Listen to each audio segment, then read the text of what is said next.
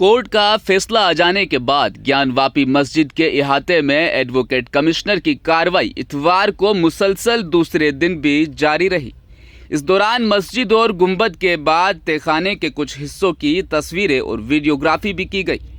इसमें मस्जिद के गुंबदों की साख्त गैरमामूली पाई गई। ऐसा लगता है कि ये इजाफी बनाए गए हैं। इन गुंबदों की साख्त जिस तरह बाहर से नज़र आती है, अंदर से बिल्कुल मुख्तलिफ है, ऐसा मानना है। जो रिपोर्ट सामने आई है उनके मुताबिक, मुनाजरे के मुताबिक गुंबद ऐसा लगता है कि उसके दो हिस्से हैं। ऊपर का हिस्सा नीचे वाले हिस्से पर इजाफी बनाया गया है। 3 गुंबदों में से ये साख्त दरमियानी गुंबद में ज़्यादा वाज़ेह है। गुंबद की छत तक पहुंचने के लिए बनाई गई सीढ़ियां भी बेतरतीब हैं। ऐसा लगता है जैसे वो अलग अलग ज़माने में बनाई गई हैं। काशी ज्ञानवापी केस वाराणसी में वाक़े ज्ञानवापी मस्जिद के अंदर वीडियोग्राफी सर्वे का काम इतवार को दूसरे दिन भी कामयाबी के साथ मुकम्मल हुआ, ऐसा मानना है सर्वे टीम का।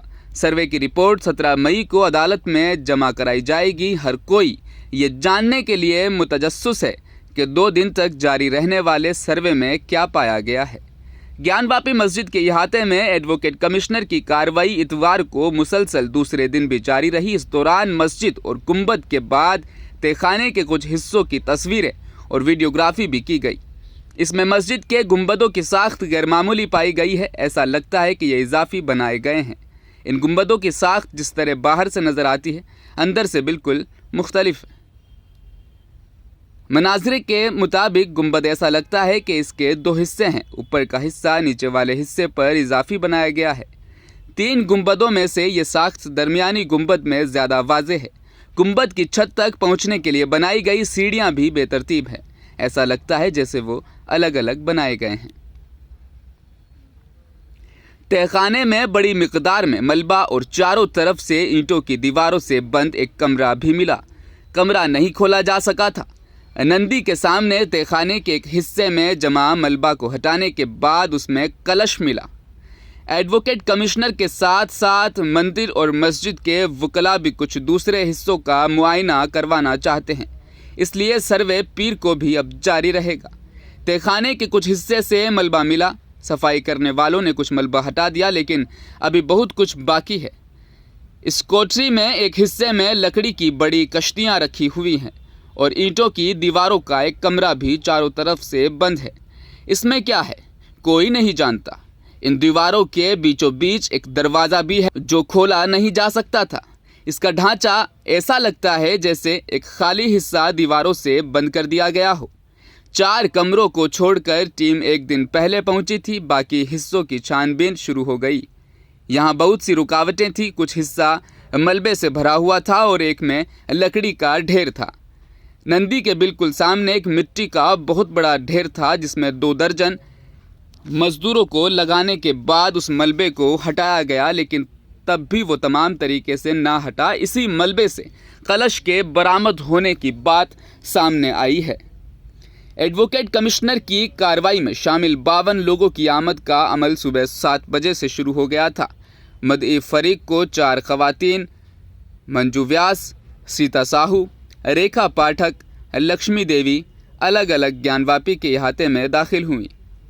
मुद्दई की तरफ से एडवोकेट विष्णु जैन, सुधीर त्रिपाठी और वकील अबेनाथ यादव, मुमताज़ अहमद, रईस अहमद, तौहीद खान, मेराजुद्दीन मुद्दई अंजुमन इंसाफिया मस्जिद कमेटी की तरफ से एक साथ पेश हुए। इंतज़ामिया की जानिब से ज़िला हुकूमत के एडवोकेट महेंद्र नाथ पांडे, एडवोकेट अरुण त्रिपाठी भी वक्त पर पहुंचे। जैसे ही एडवोकेट कमिश्नर अजय कुमार मिश्रा, विशाल सिंह और अजय प्रताप सिंह ज्ञानवापी कॉम्प्लेक्स पहुंचे और कमिश्नर की कार्रवाई 8 बजे शुरू हुई तो कागजी कार्रवाई मुकम्मल हो गई। वकला और मंदिर की तरफ के एडवोकेट कमिश्नर कुछ और जगहों की वीडियोग्राफी और फोटोग्राफी करना चाहते हैं, इसलिए पीर को भी कार्रवाई करने की तजवीज़ दी गई। रिपोर्ट 17 मई को अदालत में पेश की जानी है। एक इजाफी दिन की वजह से किसी भी फरीक ने एतराज़ नहीं किया और पीर को भी कार्रवाई पर रजामंदी जाहिर की।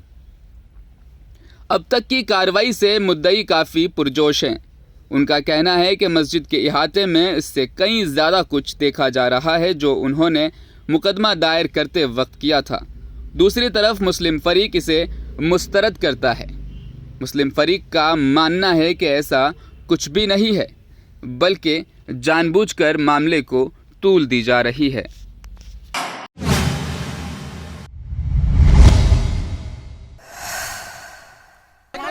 जी न्यायालय में पेश किया जाएगा तो पता चल जाएगा। अभी सर्वे बचा हुआ है। आज सर्वे अच्छे से हुआ है, अभी 2 दिन बचा है, अभी सर्वे बाकी है। क्या क्या देखने को मिला? क्या हुआ? क्या कुछ क्या देखा? सबने सहयोग किया और सर्वे अच्छे से हो गया। क्या कुछ देखा? चित्र, स्वास्थ्य निशान कुछ ऐसे मिले?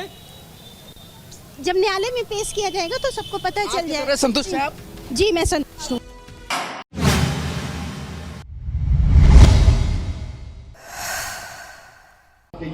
ये डेमोलिशन क्यों हो रहा है, ये ताजमहल के नीचे क्यों देखा जा रहा है, ये ज्ञानवापी के नीचे क्यों देखा जा रहा है। तो भारत के प्रधानमंत्री ने मन की बात में कहा था कि कभी कभी मजाक करना चाहिए, जोक करना चाहिए। सुना होगा आपने मन की बात, कहा था कि कभी कभी लतीफा बोलना चाहिए। तो आखिरी बात कहकर खत्म करता हूं। मुझे लगता है कि ये जो ताजमहल के नीचे जो कमरों की बात हो रही है, ज्ञानवापी के नीचे क्या देखने की बात हो रही है, वो असल में ये है कि प्रधानमंत्री की डिग्री तलाश कर रहे हैं, entire MA political science. Degree तो मिलती नहीं है। तो बोले नहीं, ताजमहल के नीचे होगी। भाई भारत का प्रधानमंत्री ताज के नीचे होगी, भारत का प्रधानमंत्री ज्ञानवापी के नीचे होगी। प्रधानमंत्री सीरियस मत दीजिए, दिल पे मत लीजिए, वरना फिर कोई एनकाउंटर हो जाएगा। और मीडिया वाला से ही बोल रहे कि हमने जोक किया, आपके बादशाह सलामत के ताल्लुक से मजाक किया, दिल पे मत लीजिए। यही बात मैं आपको कहने आया हूं, यही बात मैं आपसे गुजारिश करने आया हूं, और आपको ये भी बताने आया हूं और हुकूमत को भी ये बता रहा हूं कि हमने एक बाबरी मस्जिद को खोया, अब दूसरी मस्जिद को हरगिज नहीं खोएंगे। याद तुमने मक्कारी और अय्यारी से इंसाफ का कत्ल करके तुमने हमारी मस्जिद को हमसे छीना, आप दूसरी मस्जिद नहीं छीन पाओगे। याद रखो, अब हम तुम्हारी इन बातों का भरोसा नहीं करने वाले कि हम बचाएंगे, नहीं तुम नहीं बचाओगे। अब हम बचाएंगे अपने मसाजिद को, अपनी तहजीब को इंशाअल्लाह। जो लोग आकर मुझसे कहते हैं कि नहीं नहीं हम हैं, तुम नहीं है, तुम कभी हमारे साथ नहीं थे, तुम तो हमारे जनाजे जब आते तुम आकर दो दिखावे के आंसू बहाकर चले जाते हो, और उसके बाद हमारी बर्बादी के अफसाने कोई लिखकर कोई किताब लिख देता है, कोई मज़ामीन लिख देता है, उसको कोई अवार्ड मिल जाता है। मेरे अजीज दोस्तों और बुजुर्गों, मैं आपके दरमियान में जिम्मेदारी के साथ खड़े होकर कह रहा हूं कि ज्ञानवापी मस्जिद थी और है और रहेगी इंशाअल्लाह। 1991 का कानून यह कहता है कि 15 अगस्त 1947 को जो मस्जिद मंदिर थी वो बरकरार रहेगी, और अगर कोई उसके नेचर और कैरेक्टर में तब्दीली पैदा करना चाहेगा तो 91 का पार्लियामेंट का कानून कहता है कि उन पर केस बुक करो, जेल भी जाओ, और अगर कोर्ट ने फैसला दिया तो 3 साल की सजा। तो ये चीज को आपको समझना है।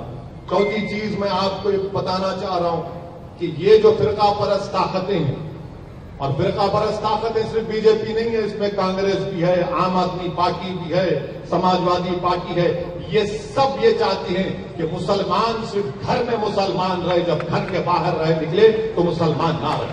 मैं थाली मारने के लिए नहीं कह रहा हूं, इनका मकसद एक ही है कि आप मुसलमान रहे तो सिर्फ घर में रहे, घर के बाहर जब निकलोगे तो हमारी तहजीब को तुमको एहतराम करना पड़ेगा। इस मुल्क में मेरी और तुम्हारी तहजीब नहीं है, इस मुल्क की खूबसूरती है कि इसका कोई मजहब नहीं है, इस मुल्क की ताकत यह है कि इसकी कोई तहजीब नहीं है, मगर ये ताकत ये चाहती है कि जब आप घर से निकले तो अपनी तहजीब को, अपनी पहचान को, अपनी शनाख्त को छोड़कर निकले।